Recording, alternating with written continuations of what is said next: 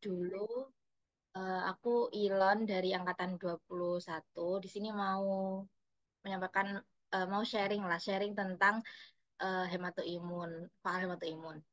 Nah, kalau misalnya nanti ada yang kayak kurang jelas atau aku ngomongnya kecepatan, kalian langsung bilang aja ya, atau mungkin Alfa juga langsung bilang aja nggak apa-apa. Aku izin share screen dulu.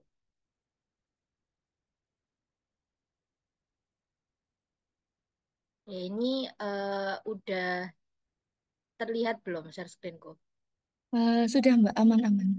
Oke. Oke, lanjut aja. Jadi ini kan kemarin kan aku sempat nanya, kita santai aja ya, Rek. Kayak gak usah tegang.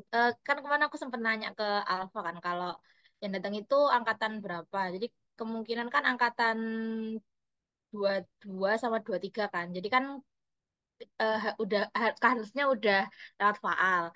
Nah, terus aku mau, karena kita ini mau bahas leukosit sama sistem imun, jadi aku mau review dulu kayak di sini kalian masih ingat nggak dari komponen-komponen ini? Kayak yang A itu apa, yang B itu apa, C itu apa? Aku ini ambil dari PPT dosen sih, kayak harus kalau nggak inget ya nggak apa, tapi kalau ingat ada yang inget nggak? Ada yang mau nyoba jawab nggak? Boleh lewat chat atau ngomong ya nggak apa-apa terserah. Gak usah malu gitu ya. Maksudnya kayak kalau nggak inget ya wes gak apa bilang aku nggak inget atau kalau inget ya wes bilang inget nggak apa-apa.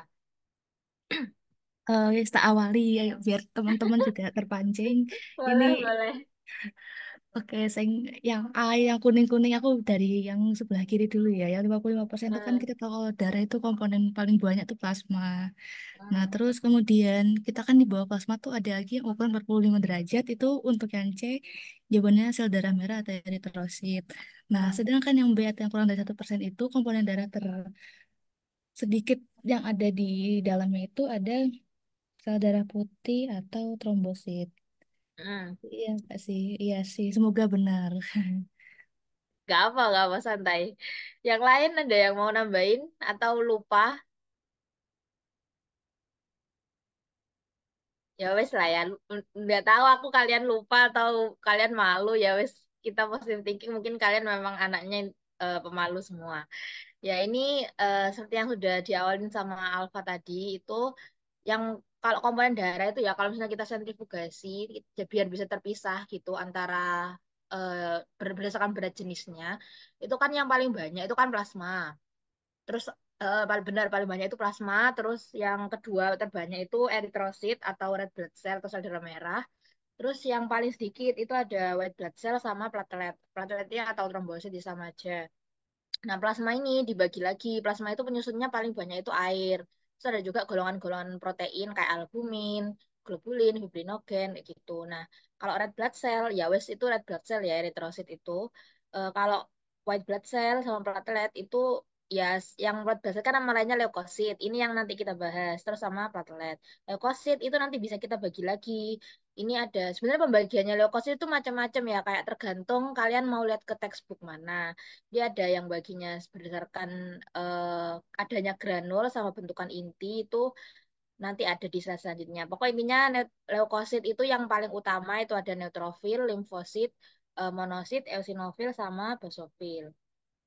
Yaitu buat overview kayak sel-sel hematoimun itu apa aja. Nah, terus lanjut buat overview leukosit juga. Jadi kalau berdasarkan kebanyakan textbook itu biasanya dibagi jadi dua kelompok besar. Jadi ya berdasarkan eh, ada atau enggak granulnya sama gimana bentukan dari inti leukositnya itu. Kan bedanya leukosit sama sel darah lain sama trombosit sama eritrosit itu kan yang punya inti kan cuma leukosit kan. Ya, jadi dilihat dari bentukan intinya. Pertama, kelompok pertama itu ada granulosit PMN atau polimorfonuklear. Itu sesuai namanya granulosit itu berarti dia punya granul. Terus PMN itu kan polimorfonuklear. Nuklear itu kan inti. Poli itu banyak. Morfo itu ya bentukannya. Jadi intinya itu bentukannya ada banyak. Kayak ada nggak cuma satu bulat gitu di dalam selnya itu. Nah, granulosit PMN itu ada apa aja? Ada neutrofil, eosinofil, basofil. Ya harusnya kalian udah familiar lah ya sama istilah-istilah ini. Terus yang kedua itu ada agranulosit MN atau mononuklear. Jadi A itu kan tidak, berarti nggak punya granul. MN itu mononuklear, berarti intinya mono, cuman satu. Nah ini ada monosit, ada limfosit. Nah sebenarnya kalau penamaannya leukosit itu agak tricky ya. Maksudnya kalau kalian lihat-lihat, aku pun dulu juga kayak suka bingung gitu. Kayak ini tuh misal kalau ada NK sel, NK sel itu sebenarnya terus masuk leukosit yang mana, masuk ke jenis leukosit yang mana, kayak terus ada dendritic cell, kayak banyak nama-nama yang beda-beda gitu loh per textbook atau per website. Nah, tapi biasanya itu yang paling sering dipakai ini kan kalau gambar yang aku perbesar ini kan contoh kayak hematopoiesis kan, hematopoiesis atau pembentukan sel darah. Jadi pertama, kalau misalnya golongan leukosit itu masuk ke yang lini mieloblast sama lini limfoblast ini. Kalau pembentukannya tetap di sutul ya di bone marrow kalau lupa. Nah ini tadi itu yang granulosit PMN itu ada tiga ini namanya pembentukannya itu khususnya secara spesifik itu granulopoiesis. Ini ada basofil, neutrofil, eosinofil. Nah, mereka ini dibedakannya berdasarkan pewarnaan terhadap granulnya. Kalau neutrofil itu maksudnya neutro itu kan netral. Jadi kalau dia diwarnain itu warnanya netral granulnya, kayak nggak berwarna. Kalau basofil itu di pewarnaan basa, jadi warnanya biru. Kalau eosinofil itu pewarnaan eosin, berarti warnanya merah. Ya itu gampang lah bedainnya. Nah, terus kalau yang monosit tadi itu yang agranulosit mononuklear itu ada yang masuk ke lini mieloblast itu ada monosit, ada juga yang masuk ke lini limfoblast ini limfosit. Intinya itu sama aja, sama-sama cuman satu aja. Cuman nanti dari golongan monosit sama limfosit ini nanti dipecah lagi. Jadi kalau monosit sendiri itu dia ada bentukan lainnya namanya makrofag. Lah makrofag ini nanti juga ada bentukan lainnya. Kalau makrofag yang ada di jaringan-jaringan itu kayak ada sel Langerhans, ada sel granuloma, ada banyak namanya makrofag itu. Kalau di otak kayak mikroglia, kayak macam-macam tergantung jaringannya. Nah, terus ada juga monosit yang berdiferensiasi jadi dendritic cell. Nanti ada penjelasannya di akhir. Nah, kalau limfosit bedanya sama sel-sel yang lain, kalau kalian lihat ini di gambarnya, kalau sel-sel leukosit yang lain itu biasanya dia itu berhenti berkembang di darah. Kayak di darah itu dia dilepaskan udah matur kan, udah nggak ada perkembangan lain. Sedangkan kalau golongan agranulosit mononuklear itu dia di jaringan itu masih ada perkembangan. Jadi kalau makrofag yang udah aku jelasin tadi itu, makrofag itu kan di jaringan tempatnya. Jadi namanya beda-beda sesuai nama jaringannya. Dendritic cell itu juga ada di jaringan, ada yang di kulit kayak gitu. Kalau limfosit itu sorry, limfosit itu juga pembentukannya nanti ada pematurasinya ada di jaringan. Kalau bedanya kan dibagi dua kan, ada limfosit B sama limfosit T. Kalau limfosit B itu berarti dia maturasinya masih ada di bone marrow, tapi nanti dia masih bisa berdiferensiasi jadi satu sel lagi namanya sel plasma. Ya sel plasma ini nanti ada di jaringan juga. Nah, terus kalau yang T limfosit itu sesuai namanya T itu timus, berarti dia nanti bisa maturasinya ada di timus, di jaringan timus. Itu maksudnya gambar ini tuh. Terus ada lagi yang namanya dendritic cell, ini sama kayak yang tadi itu, cuman kalau dendritic cell yang pertama tadi kan dari lini mieloblast, kalau yang ini dari limfoblast, tapi fungsinya sama-sama, ya sama aja kayak sebagai APC nanti. Terus ada juga yang namanya NK cell. NK cell itu dia itu agak aneh, dia itu masuk kalau secara ini ya, secara runtutan kayak serinya itu, seri pembentukannya, dia itu masuk limfoblast. Harusnya kan terbentuknya ya agranulosit MN kan, kayak limfosit B sama limfosit T.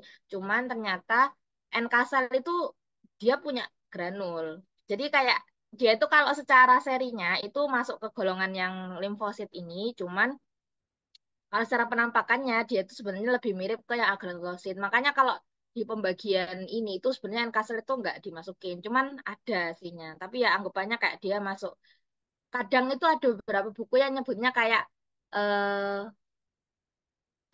leukosit yang mirip sel T gitu. Itu NK sel. Soalnya fungsinya nanti memang agak mirip sel T, cuman bentukannya beda. Nah, itu buat jenis-jenis leukosit berdasarkan bentukan sama pembentukannya. Nah, terus buat overview kenapa kok dijadiin satu topik leukosit sama sistem imun? Soalnya sistem imun itu sebagian besar memang diperankan sama sel leukosit, cuman nggak cuman leukosit. Nah, kalau kita bagi berdasarkan waktu sama sifatnya, dibagi lagi jadi dua kelompok besar. Pokok kalau aku kalau belajar tuh biasanya tak bagi-bagi kayak kelompok-kelompoknya biar nanti gampang buat ngafalkan. Nah, jadi kalau sistem imun itu ada dua. Ada sistem imun, ada innate immunity, ada adaptive immunity. Nah, ini namanya bisa beda-beda ya, kayak tergantung kalau pakai bahasa Indonesia, innate immunity itu bisa disebut imunitas bawaan. Kalau adaptive immunity itu bisa disebut imunitas didapat. Kalau di bahasa Inggrisin lagi kan berarti innate immunity itu bisa jadi natural immunity, genetic immunity. Kalau adaptive immunity bisa acquired immunity, kayak yang ada di gambar ini di tabel. Nah, terus perbedaannya itu di mana? Ya, kalau di logika dari namanya aja, ya, kalau innate immunity itu dia kan bawaan. Jadi kayak udah ada duluan gitu dibandingkan sama yang adaptive immunity. Dalam hal apa? Dalam hal kinerjanya dia tuh udah siap duluan. Kalau ada antigen atau bahan-bahan asing yang masuk, dia udah siap buat nge-counter itu. Sedangkan kalau adaptif itu masih butuh proses. Makanya kalau secara waktunya innate itu immediate atau segera, kalau misalnya yang adaptif itu overtime, maksudnya dia butuh waktu yang lebih lama. Apalagi kalau di paparan pertama. Cuman kan tadi kalau yang inner itu unggul di bagian waktunya ya, dia cepat. Tapi karena dia cepat, dia itu persiapannya kurang. Dalam hal dia itu nggak spesifik. Jadi apa aja bisa diserang gitu. Kayak dia tuh nyerangnya kayak secara general gitu. Kayak entah itu bakteri, virus, jamur, atau mungkin alergen atau apa, nggak harus infeksi ya. Itu semua dianggap sama, dianggap hal asing, tapi dia nggak bisa bedain kayak mana yang apa gitu nggak tahu. Apalagi spesiesnya kalau infeksi itu dia nggak tahu. Nah kalau misalnya adaptif itu dia udah spesifik. Jadi dia itu emang lebih lama, tapi persiapannya memang lebih matang. Soalnya dia punya yang namanya memori. Nanti ada di slide selanjutnya. Nah terus tipenya terdiri dari apa aja? Ya selain tadi ada leukosit itu, leukosit itu masuk ke, karena leukosit itu kan sel ya, jadi dia masuk ke kelompok yang cellular defense. Jadi ada leukosit-leukosit yang berperan di innate immune response. Di cellular defense ini ada juga leukosit yang berperan di adaptive immune response. Di bagian yang cell mediated response sama humoral response itu meskipun namanya nggak ada sel-selnya, tapi aslinya dia itu merupakan proses yang dibawa sama ini deh sebenarnya, sama sel leukosit. Ya intinya kalau yang innate immune response itu dia lebih diverse deh, Rek. Kayak dia itu nggak cuma sel, kayak ada physical barriers, itu contohnya ya, sesuai namanya itu barrier fisik. Jadi yang ada bentuk bisa dilihat dengan mata telanjang, kayak kulit. Itu kan termasuk proteksi juga kan, kulit, terus membran mukosa itu physical barrier. Terus kalau chemical barrier itu barrier sama kayak physical barrier, cuman eh, dia bentuknya kimia. Contoh kayak air liur. Itu kan kimia kan, kayak ada substansi-substansi di situ. Terus ada asam lambung, itu juga masuk. Air mata, itu juga masuk chemical barrier. Kalau chemical defense, bedanya sama chemical barrier, barrier itu dia berwujud langsung, kayak bisa dilihat. Nah, kalau defense itu nggak bisa kalau kamu nggak pakai mikroskop. Kayak misalnya air mata itu kan bisa kamu lihat kan. Kayak air matanya bisa, tapi substansinya nggak bisa. Tapi kan bisa air matanya. Nah, kalau chemical defense itu lebih merujuk ke substansnya yang berperan. Jadi nanti ada namanya kayak antimikrobial peptide, chelator, sudah banyak. Nanti ndek selanjutnya. Nah, kalau ada immune response itu dia karena dia itu spesifik. Jadi kayak sebenarnya cuman terdiri dari aslinya ya, yang paling berperan dari imun respons itu cuman sel leukosit yang limfosit B sama T. Cuman nanti limfosit B sama T ini responsnya ada banyak. Makanya ini dibagi lagi kayak ada yang cell mediated, ada yang humoral, ada active immunity, ada passive immunity kayak gitu. Ya ini terus kalau length of efficacy, ya kalau innate immune response itu ya lifelong ya kan, anggap aja kayak kulit kulit kalau misalnya yang dia nggak dikikis, even dikikis pun kan nanti dia akan kembali lagi kan, itu maksudnya lifelong itu kayak akan selalu ada. Kalau adaptive immune response itu dia eh, lifelong, tapi dia karena dia spesifik, kalau misalnya masalahnya udah kelar dia itu bisa menurun. Jadi kalau misal infeksi ya infeksi masuk terus nanti ada sel leukosit misal, atau misal kalian yang paling familiar kan sama kayak kata antibody gitu kan, antibody itu misal melawan infeksinya. Nah kalau infeksinya udah selesai antibodinya turun, tapi dia tetap akan lifelong dalam artian dia kalau ada lagi infeksi yang sama antibodinya itu bisa mengenali itu yang. Nah, itu maksudnya lifelong kalau di sini. Bedanya lifelong di innate sama di adaptive immune response. Ya ini kalau kayak kata apa ya, kayak jembatan kerja itu apa gitu. Pokok namanya Pak, misal kalian susah ngafalin kayak innate itu immediate, kalau A itu antigen antibody. Jadi yang berperan besar di adaptive immunity itu memang antigen sama antibody. Antigen itu punyanya hal asing, substan asingnya, kalau antibody itu punyanya kitanya. Ya, ini sel-sel, tadi kan udah bahas sel leukosit di awal itu kan. Terus sekarang ini sel leukosit tapi berserta fungsinya di sistem imun itu kayak gimana. Jadi pertama, eh, yang paling khas sama sel imun itu kan kemampuan dia untuk fagosit kan, untuk fagositosis atau memakan benda asingnya. Nah, jadi kalau misalnya ini tuh aku ambil dari Murray soal dia gampang di ini kayak gampang dipahami dan bentuk tabel-tabel jadi kayak aku suka tinggal SS aja. Nah, kalian yang mau buka ya nanti buka lagi aja wes. Kalau misalnya phagocytic cells kalau di Murray itu sebenarnya ditulis cuma dua, tapi kalau misalnya kalian baca keterangannya ini sebenarnya ada lagi sel-sel lain yang juga punya kemampuan untuk fagositosis atau melahap bahan asingnya. Yang pertama ada neutrofil. Tadi itu kan di awal yang masuk ke granulosit PMN. Jadi kalau neutrofil itu fungsi utamanya itu memang fagositosis dan membunuh bakteria atau bakteri. Jadi selain selain fagositosis ini, kira-kira ada fungsi lain atau enggak? Ada. Neutrofil itu kalau misalnya dia nggak bisa memfagositosis bakterinya, mungkin bakterinya terlalu banyak atau bakterinya ada di intraseluler atau mungkin pokok punya mekanisme untuk menghindari imun, neutrofil itu bisa membentuk kayak jaring gitu. Jadi neutrofilnya itu bunuh diri, akhirnya membentuk jaring. Jadi neutrofil yang bunuh diri itu membentuk jaring buat ngebungkus si bakterinya ini. Itu yang kalian lihat sebagai nanah. Nah, itu perannya neutrofil namanya NET. Ya net net kan jaring lah ya wis itulah.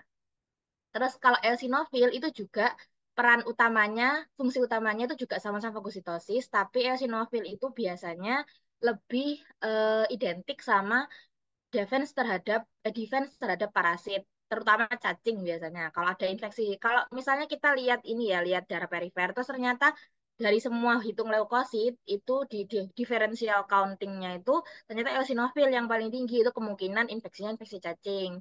Selain infeksi cacing, dia juga berperan sama allergic response. Cuman kalau di allergic response atau hipersensitivitas tipe satu dia itu nggak terlalu prominent gitu dibanding sama nanti ada yang namanya mast cell sama basophil. Nah, ini tuh sel fagosit utama di dalam tubuh. Ada neutrofil, eosinofil, sama satu lagi itu sebenarnya ini monosit sama makrofag yang ada di bagian APC. Tapi kenapa kok dia nggak dimasukkan ke sini? Karena dia juga punya fungsi lain yang bukan lebih penting, tapi kayak fungsi lain yang juga sama-sama berguna banget di sini di bagian ini itu namanya APC. Dia itu berperan sebagai APC. APC itu kepanjangannya apa? APC itu antigen presenting cell. Kalau udah lihat faal harusnya ya tahu kan antigen presenting cell kalau diartikan kan berarti dia fungsinya itu untuk mempresentasikan antigen. Buat apa? Nah, kalau misalnya kita balik lagi ke awal ke ini, sistem imun kan ada dua ya, innate immunity sama adaptive immunity. Nah, gimana kan nggak mungkin dia itu kayak kerja sendiri-sendiri dalam satu tubuh. Kan pasti kerjanya akan bareng-bareng. Nah, gimana caranya menghubungkan sistem imun innate dan imun adaptif itu melalui yang namanya APC ini. Jadi APC, sel-sel yang masuk ke APC ini dia merupakan irisan. Jadi dia tuh juga berperan di innate immunity, tapi dia juga sebagai jembatan ke adaptive immunity dengan cara kalau ada eh, antigen asing masuk atau bahan asing masuk, itu si APC ini tugasnya adalah mengenali atau memproses ini kira-kira apa ya. Terus di antigennya tadi itu dipresentasikan ke limfosit atau yang masuk ke adaptive immunity tadi. Ya, limfosit ini yang kerjanya nanti memproses lebih lanjut kayak menentukan respons apa yang appropriate buat mengatasi substansi asing itu. Nah, PC itu ada apa aja?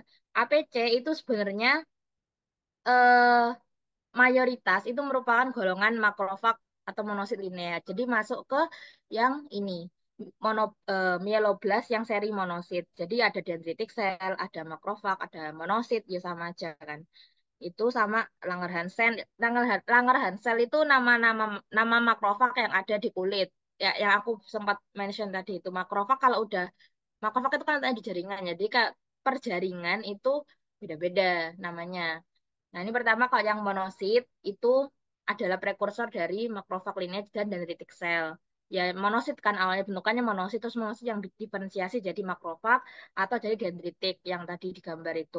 Fungsinya dia itu selain sebagai APC, dia juga bisa rilis sitokin. Nah, sitokin ini yang bisa untuk apa ya?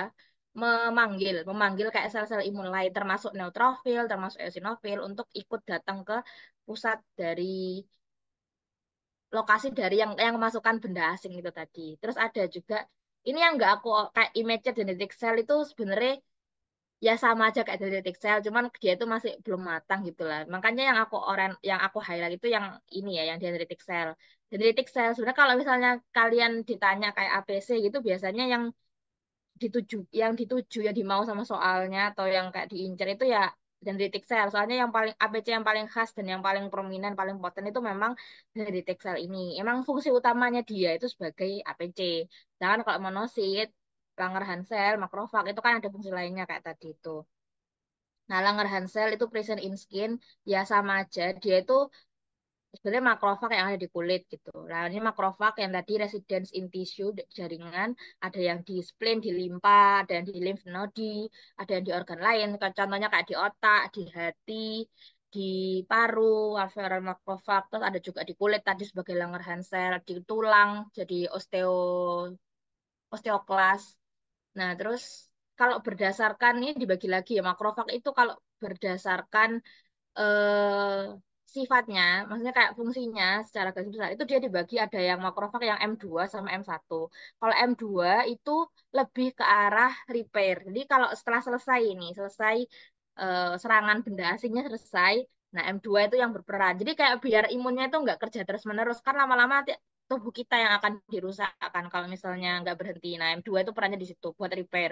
Kalau M1 itu yang fungsinya buat inflammatory reaction tadi. Inilah M1 ini yang biasanya kayak fagositosis, terus kayak eh, im- memanggil sel-sel imun lain pakai sitokin itu yang M1 ini. Kalau M2 itu nanti perannya di akhir, kayak lebih ke untuk repairnya aja. Tapi dua-duanya, baik M2 sama M1, ini kalau kalian lihat itu sama-sama bisa jadi APC. Tuh. Terus, nah ini kan tadi yang fagositic cell, ini kan masuk ke innate kan, karena dia cuman tugasnya cuman makan-makan aja, tapi dia nggak tahu itu yang dimakan apa. Kayak semua pokok dianggap asing ya dimakan. Kalau APC itu eh, jembatan antara innate sama adaptif. Nah lanjut kalau untuk yang T cell, B cell, limfosit tadi itu kan udah tak bilang kalau limfosit itu dia udah masuk ke yang adaptif. Ya ini bedanya. Jadi limfosit ada dua kan, limfosit T sama limfosit B. Ini kita nggak ngomongin NK cell. Kalau NK cell itu dia sebenarnya masuknya ke golongannya innate, tapi dia fungsi cara membunuhnya itu hampir sama kayak yang CD8.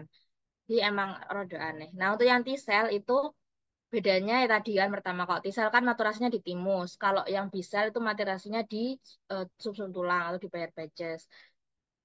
Nah, terus kalau T cell itu sebenarnya dibagi lagi nanti jadi CD4 sama CD8. Nanti jadi 4 dibagi lagi. Nanti jelasin lagi di bawah. Terus kalau yang B cell itu ada lagi nama bentukannya plasma cell yang tadi itu. Jadi B cell bisa diferensiasi jadi plasma cell.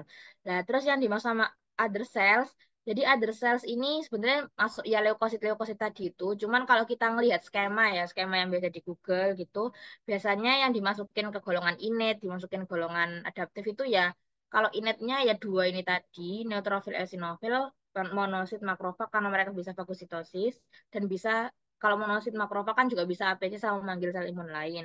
Terus ini adaptif itu diwakili sama sel B, sel T. Nah, kadang sel-sel kayak platelet, platelet itu bukan sel leukosit ya, sel trombosit.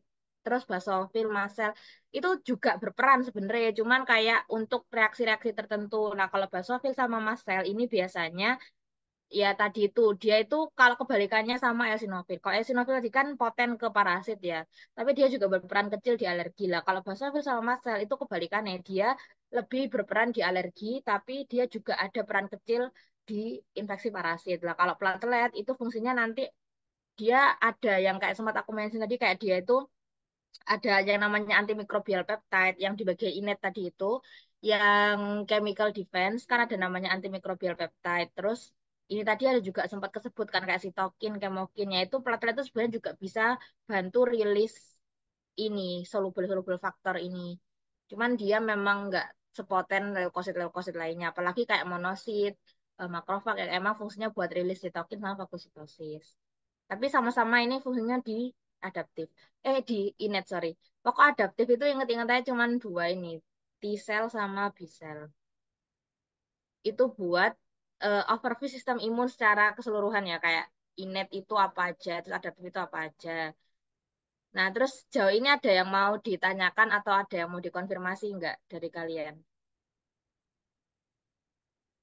Oke, lah misalnya nggak ada, lanjut ke innate immunity dulu. Jadi kalau misalnya dibagi dua lagi, ada yang namanya soluble komponen sama selular komponen. Soluble komponen itu ya sesuai namanya soluble, jadi dia bisa apa ya? Kayak soluble itu kayak larut gitu loh. Jadi dia itu bentukannya bukan bentukan sel, tapi kayak substansi-substansi doang, kayak zat-zat aja. Kalau selular komponen itu ya sel-sel leukosit tadi itu kayak neutrofil, eosinofil gitu.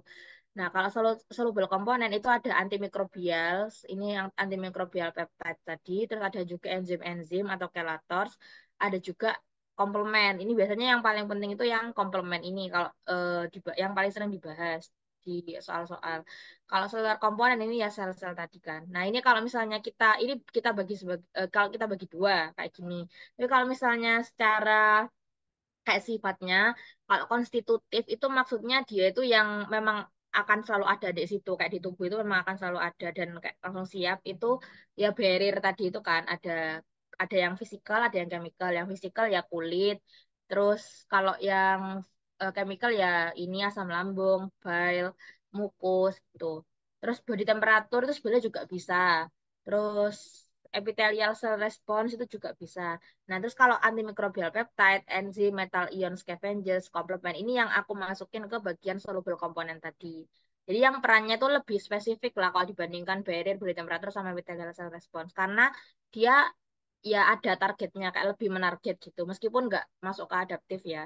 Jadi kalau antimikrobial peptide, sesuai sama namanya, dia itu peptida atau protein-protein yang biasanya disekresikan sama apa yang bentuk itu biasanya hepar kan bentuk-bentuk protein ya itu ada yang beberapa yang fungsinya sebagai antimikroba jadi kalau ada mikroba masuk itu biasanya ya antimikrobial peptide ini yang duluan menyerang si mikrobanya itu namanya defensi ada yang namanya defensin ada yang namanya katalisidin ya gini nice info sih terus kalau enzim itu ya contohnya lisozim jadi untuk ngelisis kan sesuai namanya enzim untuk melisis benda asing kalau metal ion scavenger ini biasanya untuk kalau infeksi bakteri karena bakteri itu butuh eh, metal ion kan biasanya paling sering itu Fe butuh ion Fe biar bisa bertahan hidup. Nah, metal ion scavenger ini inhibitor kompetitifnya itu tadi. Jadi lactoferrin, transferrin, hepcidin ini fungsinya untuk tadi itu inhibitor kompetitif dari uptake Fe untuk bakteri. Jadi bakterinya nggak jadi hidup.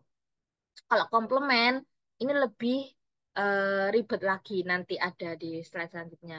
Nah, terus selain konstitutif ada juga yang fungsinya untuk rekrutmen. Rekrutmen itu dalam artian kayak tadi innate itu kan kalau dia kan non spesifik kan berarti dia nggak mungkin kerja sendirian kan. Pasti butuh didongkrak sama yang spesifik, sama yang emang ngerti dia itu harus apa asal ilmunya.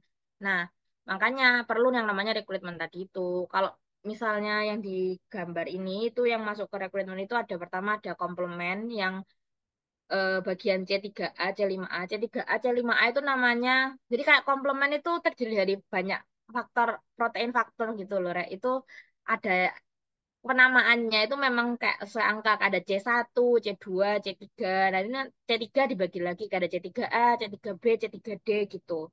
Jadi namanya memang kayak gitu. Terus ada juga yang namanya kemokin dari epitel dan juga makrofag yang tadi itu ya kan epithelial cell response itu bisa rilis ini juga terus makrofag tadi itu dia juga bisa rilis kemokin sama sitokin lah kalau kemokin itu biasanya untuk yang manggil kalau sitokin itu untuk aktivasi terus selain rekrutmen ada juga yang namanya patogen responsive innate cell ya ini tadi yang kayak sel-sel imun yang masuk ke golongan innate ada golongan neutrofil ada golongan makrofag ada Langerhans dan dendritic cell innate lymphoid cell ya ini NK cell tadi udah kesebut di sini jadi dia tuh golongan sel-sel ini limfoid tapi masuk ke innate, nggak ke adaptif. Satu-satunya sel limfoid yang masuk ke innate. Itu yang selular komponennya. Nah, terus ini buat complement pathway. Sebenarnya kalau misalnya kita ngomongin innate itu kan sebenarnya khasnya sama inflamasi kan. Tapi eh menurutku inflamasi kayaknya semua udah tahu deh kayak color rubber kayak gitu-gitu. Jadi kayak mending aku mau bahas yang lebih advance lagi itu ada yang namanya complement pathway. Jadi complement pathway itu kalau ada agen asing itu si golongan faktor-faktor komplement atau protein-protein ini itu bakal kayak bentuk yang namanya bentuk akhirnya itu namanya MAC ini. MAC itu fungsinya untuk ngelisis patogennya itu. Jadi emang komplement itu biasanya lebih ke arah infeksi kalau misalnya dibilang ya kalau agen aslinya biasanya lebih ke arah infeksi. Nah untuk pathway-nya itu ada tiga. Jadi jalurnya itu ada tiga. Yang pertama ada classical pathway atau pathway classic. Itu memang dia membutuhkan peran antigen sama antibodi. Jadi harus ada. Biasanya kalau classical pathway itu terjadinya kalau setelah respons imun adaptif. Jadi respons imun adaptifnya kerja dulu. Jadi innate, terus adaptif, terus innate-nya kan nggak mungkin berhenti kan, tapi kan juga akan ikut bantu. Nah, dibantunya biasanya di jalur ini, classical pathway. Kalau lectin pathway itu sama alternate pathway ini yang kerja di awal, bener-bener innate yang mengawali. Jadi kalau lectin pathway itu khusus untuk microbial surface atau mikroba-mikroba yang surface-nya itu punya yang namanya MBP atau minus binding protein. Jadi punya gula manosa di surface-nya paling banyak itu biasanya kalau nggak bakteri jamur kalau ini. Nah, kalau yang alternate pathway itu microbial surface secara general. Jadi kayak ya mikroba secara general lah. Dan kadang nggak cuma mikroba, kayak kadang benda-benda asing juga bisa masuk ke alternate pathway ini. Nah, semua ini kan jalurnya ribet ya, kayak masuk-masuk ke sini. Sebenarnya kalau untuk faal kayaknya sih nggak harus sampai setahu ini gitu. Pokok intinya kalau di Sherwood itu aku bacanya, ya dia pokok conjunctionnya atau titik temunya itu pasti di bagian C3 konvertase ini. Jadi entah itu classical pathway, lectin pathway, alternate pathway, pasti semua bertemu di C3 konvertase. C3 konvertase sesuai namanya dia itu untuk convert C3. Jadi C3 dikonvert sama C3 konvertase ini. Jadi C3A, C3B, C3D. Nah, C3B ini yang nanti lanjut. Lanjut untuk bentuk C5 konvertase. Nah, C5, C, C5B, C6, C7, C8, C9 ini yang jalur finalnya MAC-nya untuk lisis dinding dari patogen atau lisis substansi asingnya. Nah, tapi sebenarnya di jalur komplement ini itu masing-masingnya itu juga punya fungsi lain. Kayak misalnya C3A, C5A ini juga bisa promote inflammation. Nah, ini inflamasi yang dimaksud tadi itu. Jadi C3A, C5A itu bisa sebagai sitokin atau kemokin yang manggil neutrofil untuk datang buat fagositosis di area inflamasi. Kalau kalian masih ingat jalurnya itu kan pertama dari monosit dulu, terus dari makrofag kayak gitu. Nah, terus untuk C3B ini sebagai opsonin. Nah, opsonin itu maksudnya dia itu bakal nempel atau menarget mikrobanya bisa supaya si fagus itu lebih ngeh gitu. Kayak lebih, oh ternyata ini yang harus aku makan. Buat nandain, kayak nandain itu C3B opsonin. Nah, opsonin itu selain diperankan C3B itu juga diperankan sama antibodi nanti di akhir. Terus C3D ini juga bisa promote B cell activation. Jadi kayak dia bisa mengaktifasi sel B atau nanti bagian limfosit B. Itu buat complement pathway. Nah, itu buat sel imun, sel innate tadi itu kayak yang udah aku jelasin tadi kan ada konstitutif recruitment sama patogen patogen responsif innate cell. Terus kalau udah ya, misal sistem imun innate-nya itu udah berjalan di menit-menit pertama. Nah, nanti lewat APC, jalur APC nanti itu akan dikenalkan kan kayak ternyata antigen asingnya itu apa sih sebenarnya yang kita hadapi itu apa ke bagian yang adaptif ini. Ya, adaptif tadi itu cuma disusun sama dua kan, sama sel T sama sel B. Ya, ini ada kalau kita secara namanya, kalau yang di U atas tadi itu di awal ini kan ada namanya cell mediated sama humoral. Nah, cell mediated itu adalah respons yang diperankan sama T cell, sel T. Kalau humoral itu respons yang diperankan sama sel B. Jadi bedanya itu. Tapi dua-duanya sama-sama diperankan sama sel leukosit, aslinya sama sel limfosit. Nah, kalau active immunity sama passive immunity sebenarnya ini perannya dari antibody. Cuman eh, sebenarnya active immunity sama passive immunity itu lebih ke arah kalau active immunity dia tuh aktif. Jadi tubuh kita itu aktif berperan dalam menghasilkan antibodinya terhadap infeksi. Jadi kalau misalnya ada infeksi, ada benda asing, kita yang menghasilkan antibodinya berdasarkan paparan tadi. Kalau passive immunity itu antibodinya dari luar dimasukkan ke kita. Jadi kita nggak ngapa-ngapain, kita cuma dapat antibodinya aja. Jadi aslinya active immunity, passive immunity ini masuk ke dalam humoral response yang diperankan sama sel B. Nah ini cellular versus humoral immunity. Makanya di sini cuman aku bagi dua. Soalnya tadi itu yang aktif sama passive immunity itu aslinya ya masuk humoral immunity. Cuman beda di gimana antibodi itu terbentuk dari kita secara aktif atau dari luar secara pasif. Nah kalau T cell sama B cell, T cell ini mewakili selular, kalau B cell mewakili humoral itu perbedaannya ya sesuai yang di tabel ini origin atau asalnya sama kan. Semua sel-sel leukosit itu asalnya ada di bone marrow, di sel sumsum tulang.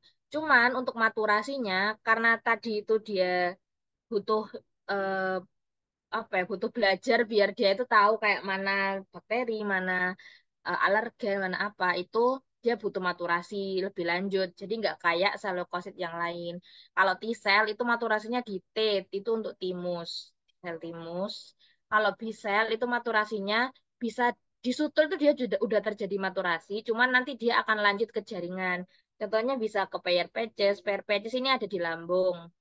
Terus bisa juga ke kulit, ya macam-macam sebenarnya ada. Pokok di jaringan-jaringan perifer yang ada sel B-nya untuk jadi plasma sel tadi. Untuk fungsinya, T-cell itu fungsinya lebih bervariasi. Nanti ya lihat ini, ada banyak kan T-cell itu, kayak ada CD4, CD8 yang tadi itu. Jadi lebih bervariasi fungsinya tergantung dia masuk seri yang mana atau subset yang mana. Nah, kalau B-cell fungsinya itu mainly ada yang pertama, yang paling penting kenapa dia masuk ke adaptif itu ada produksi antibodi. Nah, ini jadi B-cell itu yang kerja antibodinya. Jadi makanya dia nggak disebut selular karena bukan B-cell-nya aslinya. Bisa cuma sebagai pabrik doang, pabrik yang menghasilkan antibodi. Dianya juga bisa sebagai APC tadi. Jadi kayak APC selain yang di awal tadi kan ada golongannya dendritik, makrofag, monosit.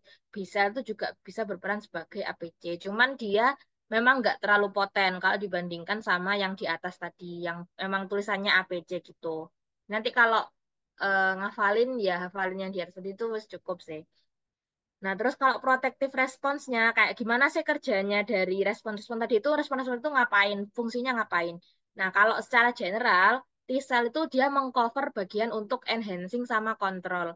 Jadi T-cell itu aslinya kan ABC ya, tadi di awal kan ada innate, terus kan innate kan di informasinya kan disampaikan sama APC ke sel adaptif. Nah, habis sampai ke adaptif, T-cell ini sebenarnya yang langsung nge-take over kayak gimana jalannya permainan ini, permainan imun ini. Kayak T-cell itu yang merintah, kayak even B-cell pun nanti juga akan diperintah sama T-cell. Jadi kayak T-cell itu kayak otaknya, kayak mastermind-nya itu fungsinya. Nah, selain itu dia juga berperan langsung selain sebagai otaknya dia juga berperan sebagai kaki tangannya untuk ini resolusi biasanya untuk yang patogen-patogen intraselular. Karena kalau ekstraselular itu sama antek-anteknya sama bahan-bawahannya kayak neutrofil, eosinofil yang di awal-awal tadi di ini tuh aslinya biasanya itu ya udah clear, udah resolusi biasanya. Tapi kalau intraselular karena itu lebih susah, istilahnya kayak antigenasnya itu ndelek gitu loh, sembunyi. Jadi perlu dia langsung yang turun, yaitu fungsinya atau fungal infection. Kalau fungal infection itu memang biasanya lebih ke intraselular. Nah, kalau B-cell, ya antibodinya yang kerja. Antibodinya itu fungsinya buat apa? Buat blocking dari spreadnya itu. Bisa antibodinya itu nanti aglutinasi, bisa opsonisasi, bisa aktivasi komplement, ada banyak nanti. Nah, ini produk atau hal-hal yang dihasilkan untuk mendukung fungsi ini, kalau T-cell, ya sama kayak golongannya makrofag, makrofag kan tadi itu. Dia punya bisa menghasilkan sitokin, bisa menghasilkan growth factor, bisa menghasilkan cytolytic substance. Kalau sitokin itu maksudnya berarti dia either itu mengaktifasi atau memanggil. Jadi fungsinya sitokin itu lebih ke mengaktifasi. Kalau kemokin itu ya sejenis sitokin sama aja. Itu memanggil. Jadi kayak untuk yang woro-woro atau yang mensupport itu ya ini sitokin. Growth factor itu maksudnya dia itu juga mendukung pertumbuhan atau maturasi dari sel-sel imun yang lain. Jadi kayak sel imunnya itu udah ada ya. Terus dia menghasilkan growth factor supaya sel-sel imunnya tadi ikut duplikasi. Jadi semakin banyak. Itu fungsinya growth factor. Kalau sitolytic substance ini yang berperan kalau si T selnya yang turun langsung. Jadi T sel selain buat ngekontrol tadi dia kan juga bisa membunuh langsung yaitu pakai sitolytic substance ini. Kalau B sel yang antibody tadi ada 5 subset IgM, IgD, IgG, IgA, IgE. Yang paling banyak IgG.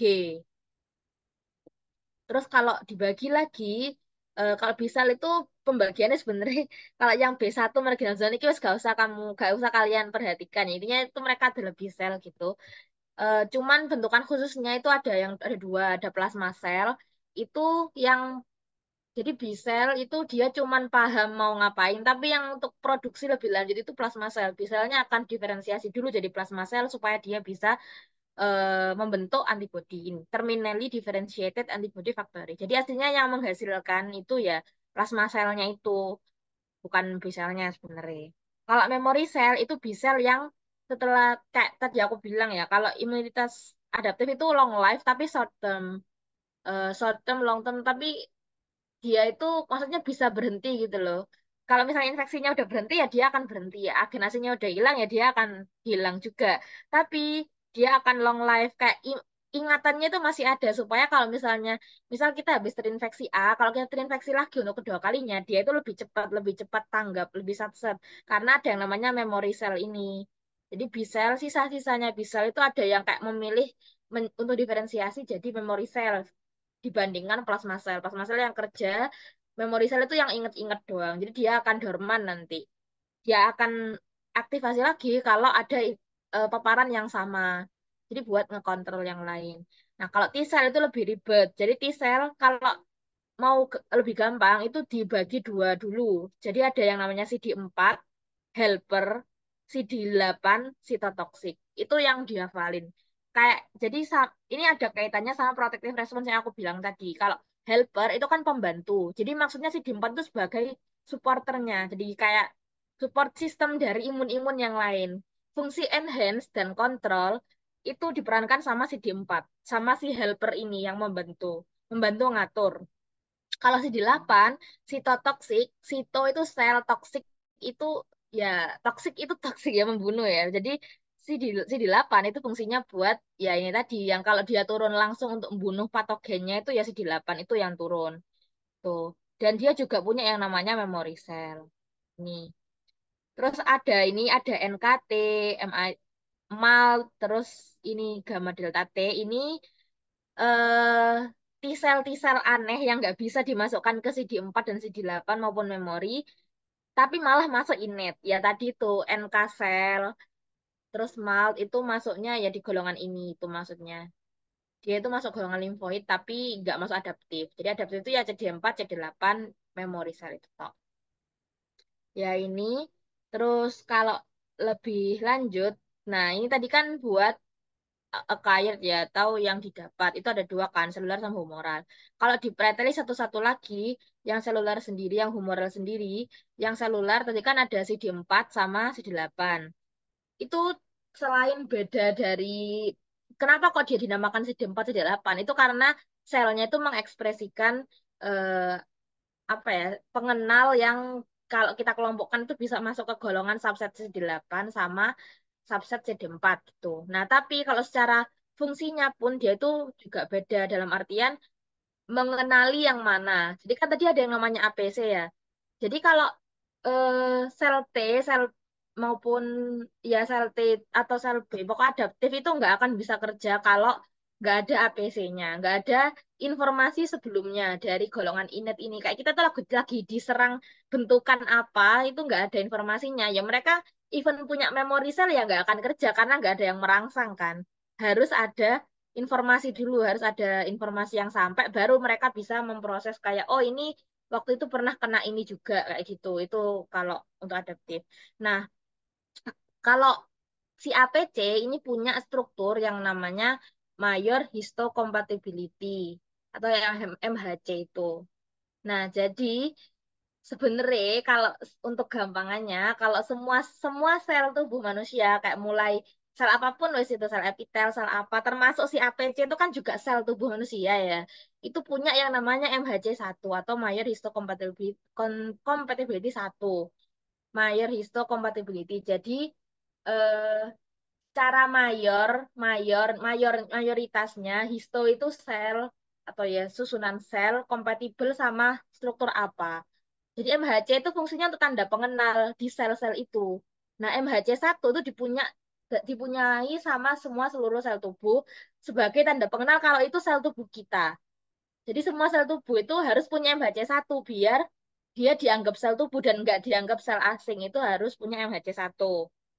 Nah, terus MHC2 itu bedanya dia khusus dipunyai sama APC aja. Jadi antigen presenting cell itu punya MHC2 yang membedakan mana APC, mana sel tubuh yang bisa jadi APC, mana sel tubuh yang ya udah dia sel tubuh tok. Itu di MHC2 ini. Nah, kalau CD8 itu fungsi dia itu bekerjanya dengan mengenali MHC1. Kalau CD4 itu bekerjanya dengan mengenali MHC2. Itu beda pertamanya ya, beda secara strukturalnya atau inisiasi kerjanya itu kayak gitu. Nah, terus fungsinya MHC1 sama MHC2 itu apa? Nah, kalau misalnya kita ngomongin APC dulu, yang sama-sama punya MHC1 dan MHC2 biar gampang. Kalau sel tubuh biasa, misal sel epitel, terus sel apa wes, sel retina atau apa, itu kan nggak punya MHC2 kan, karena dia kan cuma sel tubuh biasa. Nah, kalau APC itu dia punya MHC1 sama MHC2 karena dia selain sel tubuh, dia juga berperan sebagai APC. Nah, MHC1 itu fungsinya buat menyalurkan atau memberikan informasi kalau aku udah di sel itu, maksudnya sel-sel ini itu udah bukan dirinya sendiri lagi. Kayak dia itu udah diakuisisi sama hal lain yang bisa masuk ke dalam sel itu. Contoh, misal ada sel epitel ya, terus ada virus, coba kita ngomongin APC kan. Misal ada sel APC, contohnya kayak makrofag gitu. Terus ada virus yang masuk ke dalam makrofag itu. Dalam artian, kalau misalnya makrofag yang ngefagositosis sesuatu atau bakteri, itu kan makrofagnya memang bisa membunuh bakterinya kan. Dia masuk dan bakterinya hilang. Lah kalau virus itu misal difagositosis sama si makrofag atau virusnya langsung masuk gitu aja. Virusnya nggak bisa hilang, tetap ada di dalam makrofag. Nah itu yang maksudnya si makrofag itu udah merasa kalau dia bukan dirinya sendiri lagi. Makanya itu kelas 1 MHC itu perannya di situ. Dia buat ngomong kalau lo si makrofag ini lo dia udah bukan makrofag yang dulu, kayak dia udah berubah gitu. Ada hal asing yang merasuki dia. Itu yang disebut sama endogenous pathway. Jadi endogen, perubahannya ada di dalam tubuhnya si sel APC itu.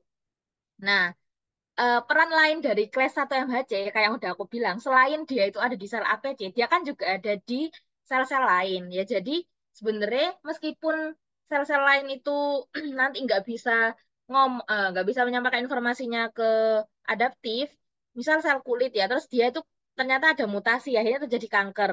Kan sama aja kan, secara endogen dari dalam sel itu kan juga terjadi sebuah perubahan.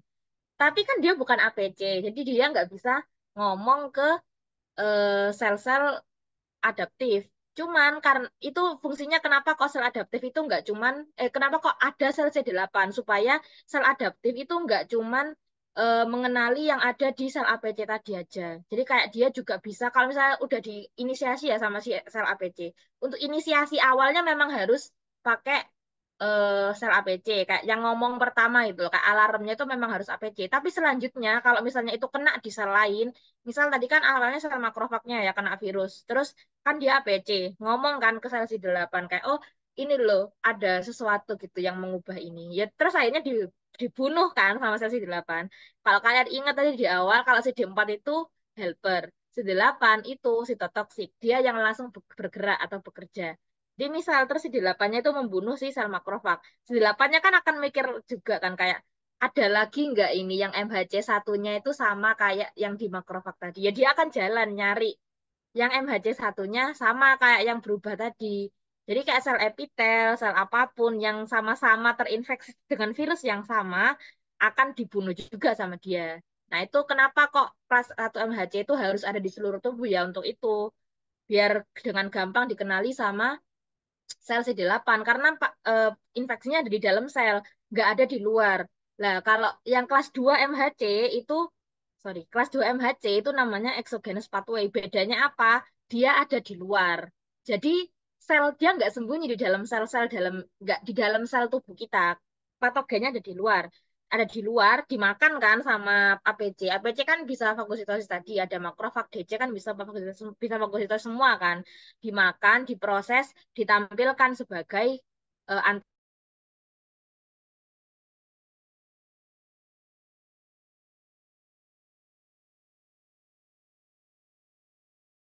akhirnya sel CD4 itu memerintahkan sel-sel imun lain untuk ngejar cari mana ini yang punya antigen yang sama dengan yang diekspresikan sama sekelas 2 MHC tadi, mana bakterinya. Nah, ini kenapa MHC2 cuman dipunyain sama APC? Karena yang ditampilkan sama MHC2 itu ada di luar sel lain, nggak ada di dalam sel-sel lain. Jadi kayak emang ya udah fungsinya dengan APC aja udah cukup harusnya.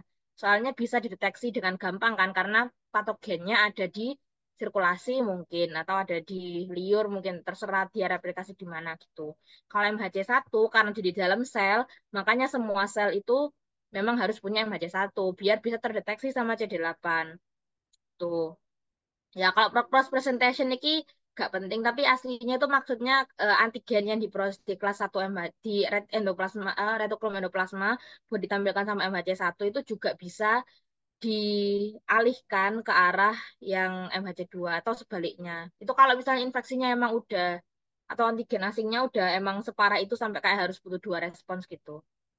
Nah, itu untuk perbedaan secara kayak pengenalannya ya, MHC1 sama MHC2. Jadi, secara kesimpulannya, CD8 itu kerjanya untuk mengenali infeksi atau antigen asing yang masuk ke dalam sel atau perubahan di dalam sel. Jadi, contoh kayak kanker, terus ya infeksi virus, pokok infeksi apapun yang ada di dalam sel, yang perubahannya di dalam sel itu nanti jalurnya arahnya ke CD8 yang kerja. Kalau CD4 itu kalau yang ada di luar, contoh kalau bakteri, terus parasit, pokoknya yang ada di luar kayak gitu itu masuknya ke arah CD4 atau HMC2. Kayak alergen, kalau kita alergi sama debu itu ada debu masuk, kan debunya kan di luar kan nggak masuk ke sel. Itu nanti jalurnya ke arah CD4 gitu. Ya, ini penjelasan lebih lanjutnya. Pertama kan hanya DC atau ya ini tulisannya DC, tapi sebenarnya APC lainnya juga bisa inisiasi respons dari CD4 atau CD8. Jadi untuk merangsang mereka ini harus APC duluan, tapi nanti CD8 bisa pergi ke sel-sel lain, CD4 ya akan memerintah sel-sel lainnya juga kayak sel imun-imun lain. CD4 itu MHC2 tadi, terus fungsi utamanya CD4 itu adalah mensekresikan sitokin untuk aktivasi dan nyetir ini respons yang diperlukan apa di waktu itu. Nah, kalau CD8 itu ya tadi kan target sel, sel yang mau ditarget itu kan punya MHC1 yang mempresentasikan antigen tadi. Terus dikenali sama CD8, CD8-nya datang, dia sekresi ini, perforin sama granzim, nama substansi yang dipakai dia buat membunuh itu. Akhirnya target selnya mati, target sel komis apoptosis atau kematian sel. Nah, itu buat yang seluler. Jadi fungsinya kayak itu tadi. Kalau yang CD8 untuk membunuh langsung, kalau CD4 untuk nyetir. Jadi untuk aktivasi makrofag, untuk memanggil neutrofil, untuk aktivasi sel B. CD4 itu juga berperan buat aktivasi CD8 juga bisa. Ya kayak ini, DC activate CD8 with help from CD4. Pokok CD4 itu bisa aktivasi semua sel imun kerjanya itu. Dia bisa ke semua sel imun sebagai otak yang memerintah. Kayak bose gitu. Nah, terus itu buat seluler ya. Kalau buat humoral tadi itu kan dia diperankan sama antibodi. Jadi sel B itu fungsinya cuma membentuk antibodi. Toh antibodi ini nanti yang fungsinya ada banyak. Jadi antibodi kalau secara strukturnya, kayak secara kan ada regio AB atau antigen binding itu yang atas ini kan, sama region FC. FC itu buat ya yang nanti dia itu nempel kemana kayak ke neutrofil kah, ke komplement kah. Pokok FC itu yang berinteraksi sama sel kita. Kalau AB itu yang berinteraksi sama antigennya. Apapun itu antigennya, nggak harus bakteri, nggak harus jamur. Pokok ya hal asing. Itu yang bagian cagaknya, apa sih ini garpunya itu. Kalau cagaknya ini, itu yang nanti ke sel-sel kita. Kayak dia ngapain nanti.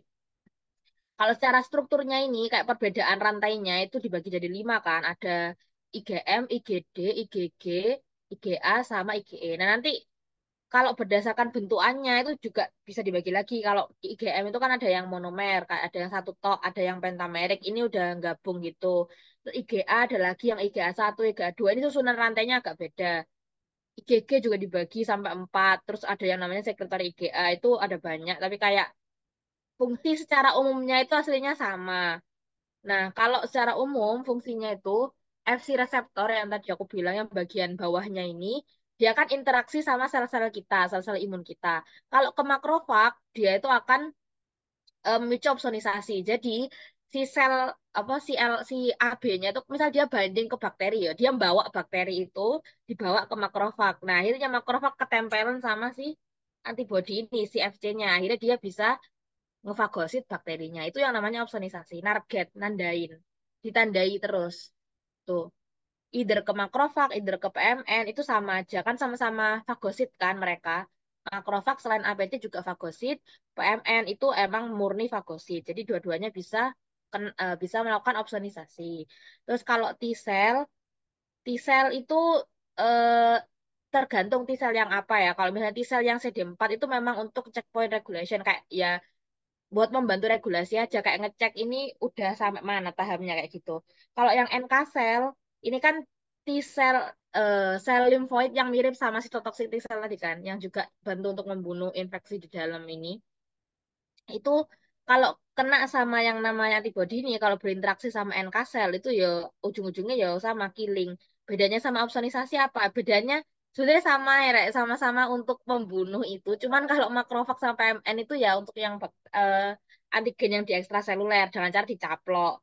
Kalau NK cell itu dia NK cell-nya yang mencelok ke dalam sel yang kena infeksinya itu akhirnya dia mensekresikan ya tadi itu sama perforin sama granzim sama kok dia sama sitotoxic T cell namanya antibody dependent cellular cytotoxicity. Jadi kalau NK cell ini tulisannya di sini NK cell tapi sebenarnya kalau CD8 juga bisa interaksi sama Fc reseptor terus melakukan ya terjadi ini antibody dependent. Jadi dia si- sel apa pembunuhan sel atau penghancuran sel yang bergantung sama antibody. Tuh. Kalau dia Fc reseptornya itu berinteraksi sama mast cell, ini khusus buat IgE. Jadi Fc reseptor dari IgE itu nanti binding ke mast cell, itu nanti fungsinya di antiparasit sama alergi. Ini buat reaksi bersensitivitas, nanti dibahas di akhir. Kalau IgG, Fc reseptor IgG berinteraksi sama neonatal IgG reseptor, itu nanti bisa, ini yang namanya passive immunity ke bayi kalau dalam kata ini. Jadi antibodi si ibu, IgG si ibu itu nanti binding sama reseptor yang ada di neonatus, yang ada di janinnya. Binding ke situ, transport akhirnya lewat plasenta. Jadi si bayinya itu kan nggak membentuk IgG itu kan, dia langsung dapat dari ibunya, yaitu pas, salah satu contoh passive immunity di awal tadi. Nah, terus selain berinteraksi sama makrofag dan kawan-kawan ini, antibody itu juga bisa interaksi sama complement system. Jadi sama aja nanti bisa opsonization, bisa killing, bisa inflammation, bebas. Tuh. Terus ini kayak lebih lanjutnya aja kayak kalau secara fungsi itu bedanya apa. Nah, kalau sebenarnya IgD itu dia itu ada tapi dalam jumlah yang kecil dan sampai sekarang kayak fungsinya itu masih belum terlalu diketahui gitu kayak yang IgD ini. Nah, kalau IgM itu biasanya fungsinya itu untuk antibodi yang disekresikan pertama. Maksudnya kayak yang pertama kali yang disekresikan kalau ada antigen asing itu biasanya si IgM ini. Kalau itu infeksi atau antigen yang baru, kayak kita belum pernah terpapar hal asing itu, kayak baru kali itu biasanya IgM duluan yang disekresikan. Nah, terus IgM-nya ngapain? Dia bisa ADCC, bisa opsonisasi juga sebetulnya. Opsonisasi, ADCC, juga bisa proteksi mukosa. Atau kalau misalnya ini kalau antigen asingnya di apa ya usus itu kan dilapisi mukosa kan, ya itu bisa IgM itu proteksi mukosanya. Kalau IgG itu yang lebih advance karena IgG itu kan tadi ya dia itu antibodi yang paling banyak di tubuh itu yang IgG. Jadi IgG bisa opsonisasi, bisa ADCC. ADCC itu kalau ke yang sitotoksik tadi, bisa NK, bisa CD8. Opsonisasi, makrofag sama PMN. Juga bisa cross placenta. Ini yang sama neonatal IgG reseptor tadi. Terus proteksi mukosa juga bisa, tapi cuman at some extent aja sama kayak IgM. Nah, bedanya IgG sama IgM, kalau secara waktunya biasanya tadi itu kan IgM disekresikan pertama kali ya kalau misalnya ada paparan antigen asing. Kalau IgG itu setelah IgM. Jadi prosesnya lebih lama. Tapi kalau kita udah kena antigen asing itu 2 kali, misal kena COVID. COVID pertama IgM dulu naik ya, terus IgG naik. Nah, IgG itu tahannya lebih lama. Jadi dia lebih standby gitu. Nah, kalau kena COVID lagi dengan varian yang sama, IgG-nya itu akan langsung melonjak. Jadi IgM-nya tadi udah turun, kan dia cuma tahan lama. IgG-nya itu yang bantu ngecover duluan sebelum IgM-nya ikut naik lagi. Kalau IgE itu fungsi khasnya ada di aktivasi mast cell, di alergi tadi. Kalau IG, mast cell maupun basofil ya sama. Kalau IgA itu fungsi khasnya di proteksi mukosa banding sama yang lain. Jadi kalau proteksi mukosa oleh IgM sama IgG itu nggak terlalu ya biasa-biasa aja kayak nggak terlalu khas. Kalau IgA itu emang khasnya dia disekresikan di mukosa. Makanya ada bentukan namanya sekretori IgA. Itu maksudnya IgA yang disekresikan. Di bentuk IgA disekresikan itu kayak gini, kayak sekretori IgA itu. Tuh, jadi cuman mukosa aja itu, cuman akan dikeluarkan sama lapisan-lapisan yang punya mukosa. Ya, ini tadi buat antibody response. Terus, nah selain ini itu sebenarnya ada yang belum masuk ke tabel ini. Jadi kan ada opsonisasi, ada aktivasi komplement, ada killing, ADCC. Ada lagi satu namanya aglutinasi. Jadi antibody-antibody ini itu bisa saling apa ya, saling membentuk jala gitu, hampir sama kayak net. Saling membentuk jala untuk mencegah biar si agennya atau antigen asingnya itu nggak kemana-mana dan langsung digumpalkan ya menggumpal gitu. Jadi gumpalkan itu bisa nanti ujung-ujungnya diopsonisasi bisa atau di killing ya bisa. Pokoknya intinya hampir mirip sih sama opsonisasi, cuman kerjanya bareng-bareng. Kalau bedanya sama opsonisasi, opsonisasi itu kan satu tok kan, satu antibody aja yang target. Nah, ini rekap kalau secara gambaran besarnya ya kayak biar nggak bingung. Jadi tadi itu pokok diawali sama ini diawali APC tapi di atasnya lagi sebenarnya udah ada inet ya. Ingat inet itu yang pertama pasti. Inet duluan yang ditembus. Kalau udah sampai di AP untuk menghubungkan ke adaptif itu diperlukan yang namanya APC sebagai inisiator. APC tadi ada dendritic cell, ada makrofag, ada banyak yang tadi. Nah, APC ini fungsinya buat apa? Jadi karena tadi itu otaknya itu kan sel T ya. Jadi sebelum sel B itu aktivasi, pasti kita ke sel T dulu si APC ini. Kalau untuk adaptif ke sel T. Nah, sel T dibagi kan jadi dua. Ada sel T helper sama sel T CD8. Nah, sel T helper tadi kan juga dibagi lagi. Tadi aku jelasin belum ya? Kayak kelewat deh kayak. Oh iya ini sudah ding. Ada sel T helper, itu kan ada T helper 1, T helper 2, T helper 17 sama T regulator. Ya, ini golongan sel T helper. Kalau sel T jadi bedanya di bagian TH1 itu aktivasi apa, TH2 itu aktivasi apa, kayak gitu bedanya. Kalau TH17 itu ya sama ya, cuman kalau TH17 itu lebih ke antibakteri, kayak ada bakteri atau inflamasi ringan, itu TH17. Kalau TH, T regulator itu untuk supresi sama regulasi. Kayak untuk ngecek kalau misalnya udah selesai apa reaksi imunnya ya si T regulator tadi yang kerja. Nah, ini ya misal TH1 sama TH2. Kalau TH1 itu mainly kerjanya buat kalau eh, butuh butuh butuh peran dari CD8, sel T8, terus makrofag sama sel B. Sel B itu pasti nanti kan untuk membentuk antibodi. Jadi dia pasti akan ada selalu sel B itu. Jadi habis APC ke sel T helper dulu, ke otaknya dulu, TH1 misal, TH1, terus sel TH1 itu bakal nyuruh CD8 buat cytotoxicity. Bakal nyuruh makrofag ya buat aktivasi kan aktivasi makrofag biar dia bisa fagositosis, bisa intracellular killing, bisa ADCC yang tadi itu. ADCC ini kalau udah dapat antibodi dari sel B, bakal nyuruh sel B buat bakal buat diferensiasi dari plasma sel untuk membentuk antibodi pertama kan. IgM sama IgG. Nah, kalau sel TH2 ini dia lebih ke arah sel B untuk IgA juga, IgE juga, sama ke mast cell, sama ke eosinofil. Jadi kalau untuk infeksi atau antigen asing yang memicu inflamasi, itu kebanyakan sel TH1 dulu. Ke sel TH1. Kalau sel TH2 itu biasanya untuk reaksi-reaksi tertentu kayak alergi, terus infeksi parasit kayak yang lebih khas gitu itu nanti sel TH2. Nah, TH2 ini nanti kalau untuk yang alergi itu ya dia ke mast cell kan, ke mast cell, terus ke sel B dia akan produksi IgE, IgE-nya kan merangsang mast cell akhirnya allergic response. Kalau sel eosinofil ya ini tadi untuk eosinofil toksin, ada CC untuk parasit tadi. Ini juga bisa dirangsang sama IgE untuk alergi. Jadi sama, cuman untuk alergi lebih poten yang mast cell memang. Nah, kalau yang ini tadi TH1 ya untuk cell toxicity ini kalau ke virus atau pokok sesuatu yang ada di dalam sel kayak kanker juga bisa. Kalau makrofag itu ya berarti infeksi-infeksi yang di luar, jadi dari luar bedanya sama si 8 itu.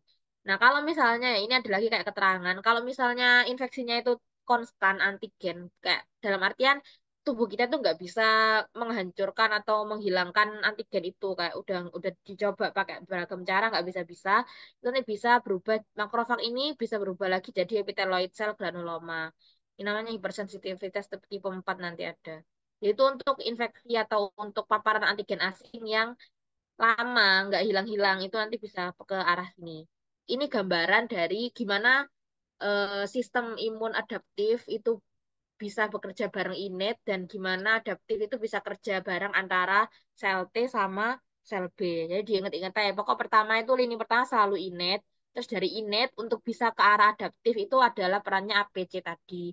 APC bakal menghubungi sel T dulu, yang T helper sebagai mastermind-nya, terus habis sel T helpernya, nah sel T helper ini yang bakal mikir, kita mau ke arah mana? Ke arah TH1 atau mau ke arah TH2? Kalau misalnya alergi ya, misal kena debu, terus dia emang punya riwayat alergi debu ya berarti jalannya ke arah TH2. TH2 bakal nyuruh mast cell kayak gitu. Kalau misalnya dia ada infeksi virus, virusnya menyerang sel, berarti kan butuh sesuatu yang bisa membunuh sel itu kan. Sel tubuh yang terinfeksi virus, berarti ke arah TH1, ke arah sel CD8, ya kayak gitu. Itu fungsinya sel, fungsinya, itu gimana caranya sistem imun kita itu bekerja kalau secara keseluruhan. Nah, dari sini belum kayak masuk ke topik terakhir tentang hipersensitivitas, itu ada yang mau ditanyakan atau mau dikonfirmasi dulu nggak? Atau ada yang kurang paham?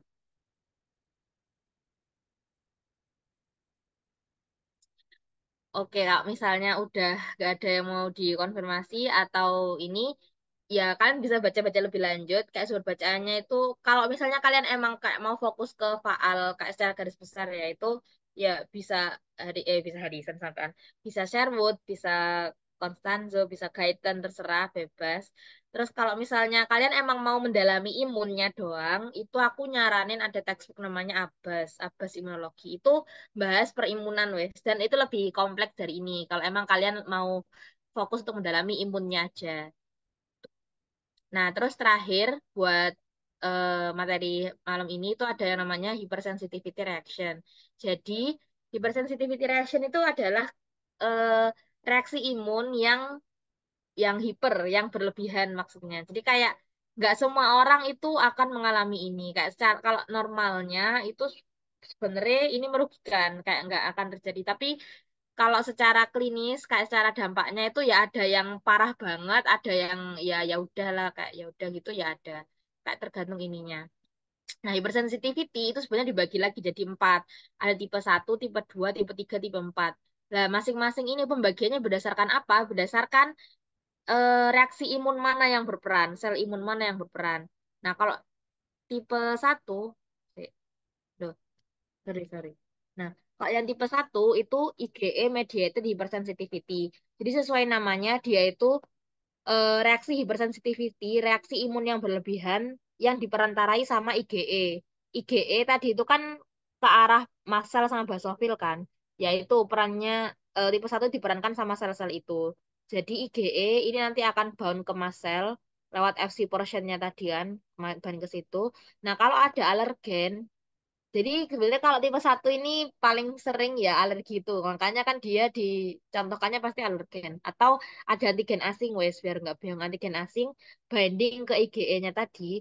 Nah IgE itu akan masuk ke akan berinteraksi sama massa akhirnya masanya itu mengeluarkan ya sitokin-sitokin contohnya kayak histamin atau apa yang nanti manifestasinya sebagai ya alergi itu ini bisa lokal, bisa sistemik anafilaksis.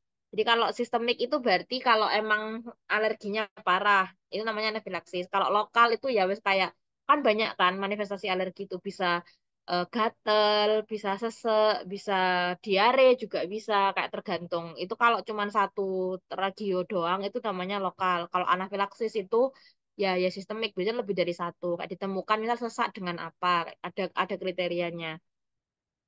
Nah, itu kalau yang tipe satu itu alergi contohnya. Kalau misalnya yang tipe 2 itu bedanya sama tipe satu. Kalau tipe satu diperantarai IgG, tipe 2 itu diperantarai tipe satu diperantarai IgE, tipe 2 diperantarai sama IgG. Jadi sama-sama antibodi, cuman yang satu itu IgE, berarti khusus ke arah mast cell sama basofil dan kawan-kawan tadi yang bisa kena IgE. Kalau tipe 2 itu IgG, ini lebih luas lagi karena IgG tadi kan targetnya ada banyak kan. Nah, IgG kalau yang di tipe 2 ini bisa diwakili sama antibody dependent cellular cytotoxicity oleh NK cell atau cytotoxic T cell yang tadi, pokok yang bisa membunuh sel tubuh kita atau lewat complement activation. Jadi kalau yang IgG ini cara kerjanya misalnya ada antigen asing ya, ada antigen asing. Contoh misal kayak transfusi darah, ada darah sel eritrosit gitu. Itu kan punya antigen ya. Ternyata beda. Misal AB ke apa ya AB ke O gitu misal pokok yang beda ininya even sama pun misal O ke O gitu itu biasanya ada memang reaksi ke O ke O misalnya iya O ke O itu kan nggak semuanya sama ya kak pasti ada beberapa perbedaan karena itu kan dari orang yang beda kan ada perbedaan cuman masih bisa ditolerir tapi kalau misalnya emang dia itu punya bakat untuk imunnya flare atau imunnya itu emang sangat heboh gitu itu sebenarnya bisa juga terjadi jadi karena dikenali sama si IgG itu sebagai hal yang asing, antigennya tadi itu, misal dari ABO itu misal, karena sebagai hal yang asing, jadinya IgG nanti ya ini ngomong ke komplement kalau misalnya complement activation kayak ini ada benda asing, akhirnya ya didestroy kan benda asingnya itu, ya eritrositnya didestroy. Makanya contohnya itu biasanya anemia hemolisis di mismatch blood type atau waktu erythroblastosis fetalis kayak beda resus gitu juga bisa. Kalau misalnya yang cytotoxicity ya sama aja.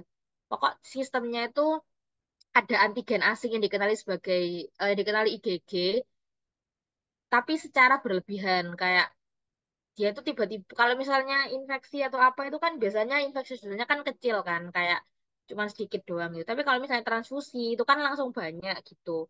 Atau mungkin infeksi yang emang parah itu bisa terjadi ini. Jadi kayak imunnya itu hipersensitif.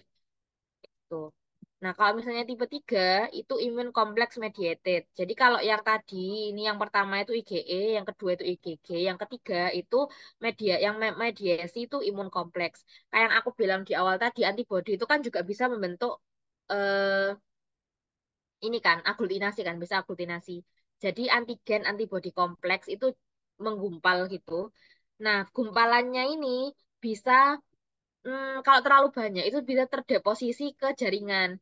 Nah, akhirnya sama sel-sel imun di sekitar jaringan itu dianggap loh ini apa ini kok ada hal asing. Padahal aslinya mungkin inflamasinya atau infeksinya itu udah selesai. Tapi karena masih ada sisa dari gumpalan tadi itu antigen antibodi imun kompleksnya, akhirnya masih flare lagi atau bisa laten dulu atau dorman dulu terus baru kak disadari sama sel imunnya tiba-tiba flare itu bisa.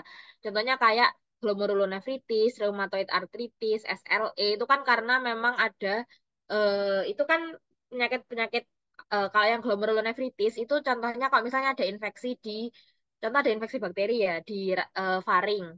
Terus ternyata tubuhnya si orang ini atau infeksinya itu berulang atau mungkin tubuhnya dia itu emang hipersensitif terhadap atau memang cenderung untuk membentuk antibodi yang berlebihan itu kan juga ada.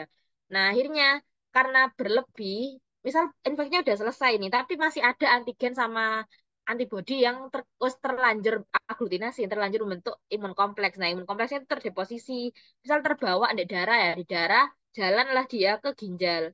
Akhirnya numpuk di ginjal. Nah, numpuk pertama numpuk sekali, terus kena infeksi lagi, numpuk terus sampai akhirnya terkenali sama sel-sel imun yang ikut disirkulasi terus masuk ke ginjal juga kayak neutrofil atau monosit pokoknya sesuatu yang disirkulasi itu akhirnya mengenali itu sebagai hal yang asing makanya terjadilah inflamasi di situ. Inflamasi kan itis kan, makanya namanya glomerulonefritis.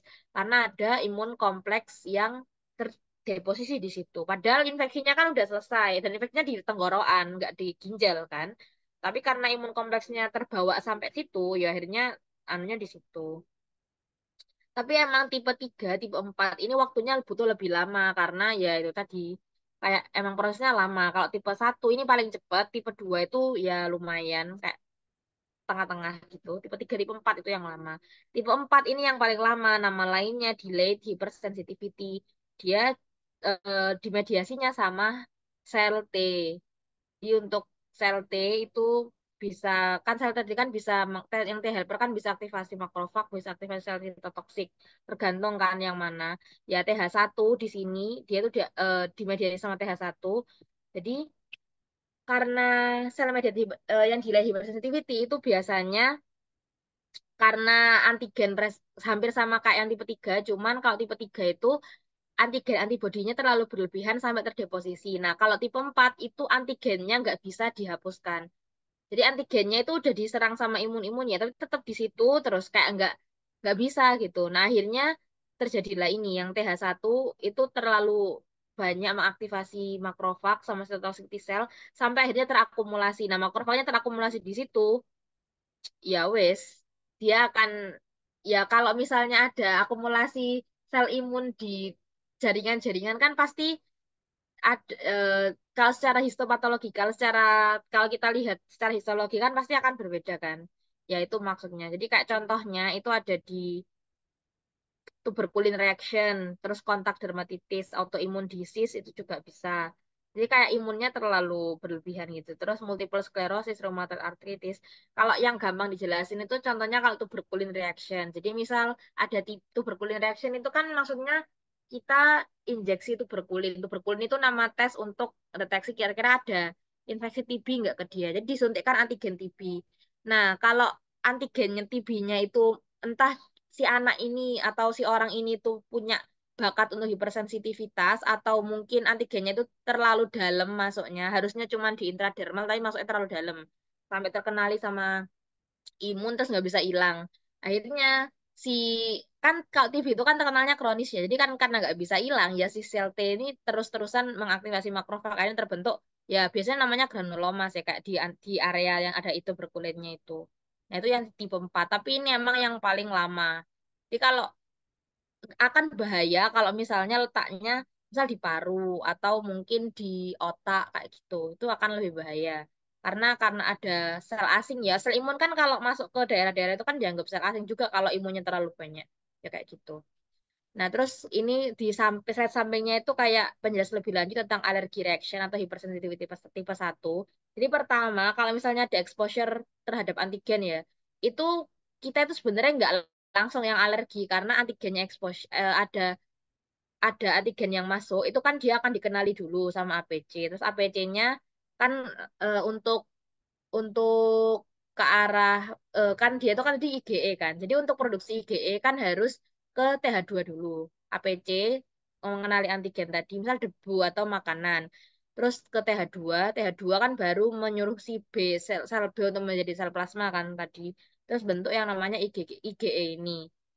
Nah, terus IgE itu dia akan nempel ke mast cell. Tapi kalau misalnya reaksi pertama, IgE-nya kan cuma diproduksi doang, tapi kan dia masih belum bekerja dulu kan ke mast cell-nya. Tapi kalau udah ada exposure lagi, kan memorinya masih ada tadi. Nah, ini IgE-nya itu akan diproduksi secara berlebihan. Akhirnya ke mast cell, ya terus ya ini tadi. Kan dia menghasilkan histamin, jadi vasodilatasi, akut inflammatory response, tissue damage, dan lain-lain. Pokok reaksi alergi tadi itu. Ini kalau second exposure to antigen. Jadi udah ada crosslink antara IgE sama antigennya. Kalau yang awal kan cuman terbentuk IgE-nya doang kan, tapi antigennya kan udah nggak ada, udah selesai. Ini paparannya kan cuman sebentar. Nah alergi itu eh, kenapa kok misalnya kita bisa alergi tapi orang lain enggak? Ya karena itu tadi. Jadi reaksi bersensitivitas itu nggak akan terjadi ke semua orang gitu, tapi cuman ke orang-orang yang emang punya bakat untuk terjadi itu. Jadi kayak ada pengaruh genetik dan lain-lain. Kayak ada multifaktorial ya termasuk alergi tadi. Jadi kalau alergi itu biasanya genetik kayak orang tuanya, pokok yang di atasnya langsung. itu buat dimer sensitivity reaction. Nah, terus kemarin tuh sebenarnya ada request latihan soal kan. Ya ini latihan soalnya kayak eh, contohnya, tapi terserah sih kalian mau jawab apa enggak. Tapi menurutku gampang kok ini. Kan ada misalnya ya ada seorang profesor itu dia lagi menjelaskan kayak bermacam-macam imun sel gitu dengan di apa di bukan direferensikan ke nama-nama tertentu kayak nickname-nya. Nah, kira-kira kalau menurut kalian berdasarkan penjelasan di awal tadi itu benar atau atau salah kalau misalnya makrofag itu disamain sama istilah Pac-Man. Jadi kayak Pac-Man itu sesuatu kayak game karakter yang dia itu kalau misalnya diaktifasi akan ya bisa makan hal jahat lah intinya. Kira-kira bener apa enggak kalau makrofag itu ini apa direferensikan sebagai Pac-Man? Kayak sesuai enggak sama fungsinya makrofag tadi kalau dia bisa memakan ini bad guys ini.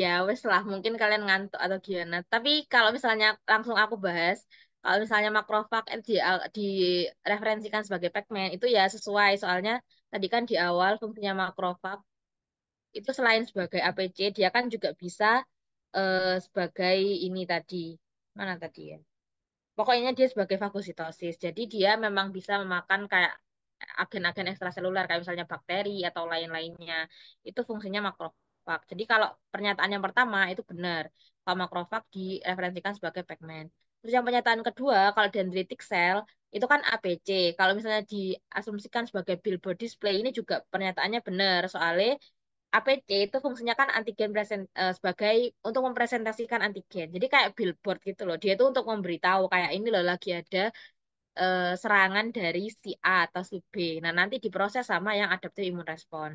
Jadi jangan lupa kalau yang makrofag itu masuk ke yang innate immunity, kalau yang dendritic itu memang masuk ke yang junctionnya antara innate sama adaptif. Nah, terus yang sensor terakhir itu sistem komplement termasuk sistem imun bawaan. Ya, ini benar ya. Pokok ingat-ingat aja gampangannya kalau sistem imun didapat itu pasti sel T, kalau enggak sel B. Wes itu tok. Kagak ada yang lain selain itu. Jadi kalau yang misalnya kulit terus komplement nama-nama aneh gitu, itu berarti masuk ke yang innate. Oke, itu latihan soalnya. Kalau misalnya kalian nanti mau ada pertanyaan atau apa, ya wes tanya aja nggak usah sekarang karena emang udah malam. Mau tanya di luar ini juga nggak apa-apa. Oke, mungkin oh ya ini Emilda mau tanya. Oh iya Mbak, ini Mbak, Eh, dotsnya itu sama bahas Pac-Man ya. Dotsnya itu kayak debrisnya gitu tau Mbak, yang sisa-sisa apa ya metabolisme yang ada di tubuh gitu. hmm, Kalau misalnya berdasarkan yang sini itu bisa. Sebenarnya kalau makrofag tadi itu kan ada dua kan. Ada yang makrofag mana tadi ya? Oh ini. Ada yang makrofag M2 sama makrofag M1. Jadi kalau makrofag yang M2 itu memang fungsinya untuk remove debris. Jadi kalau makrofag itu kayak tukang bersih-bersih gitu loh. Kayak dia habis ada kan kita itu nggak tahu ya kayak kapan terjadi injury cell. Kayak misalnya habis apoptosis, habis nekrosis atau apa, apa ada kematian sel atau ada rusak doang, debris-debris itu dibersihkan sama M2 biasanya yang untuk repair. Tapi kalau dia teraktivasi, diaktifasi sama sel T helper sama IFN, ini kan activated by IFN gamma, itu biasanya yang kerja itu yang M1, yang untuk inflamasinya itu tadi inflamasi, terus untuk intracellular killing atau masuk yang ADCC juga bisa itu. Jadi maksudnya kalau yang di tadi itu yang it's drugs ini juga bisa diumpamakan ya tadi itu debris-debris kayak kalau secara hari-hari biasa itu dia ya harus makan-makan yang bisa dimakan gitu. Tapi kalau misalnya untuk membunuh penjahatnya itu atau sel antigen asingnya itu memang dia butuh aktivasi dulu. Biar apa ya biar lebih OP ngono lah ini itu kok Oh, paham makrofag. paham. Terus kalau Heeh. M2 sama M1 itu kayak mereka bisa tukeran job atau gimana Mbak? Jadi M2 sama kalau misalnya tuh job terus M2-nya suruh melakukan pekerjaannya M1 itu nggak bisa tapi aslinya makrofag itu pertama M0 dulu kan M0 Oh, dulu. Nah, M0 ini nanti yang bisa diferensiasi. Jadi dia ke arah M2 apa M1. Tergantung lagi butuh yang mana tubuh itu. Kayak oh, gitu. paham, paham. Oke, terima kasih Mbak Ilan. Ya, oke. Yang lain ada yang mau ditanyain nggak? Tahu udah?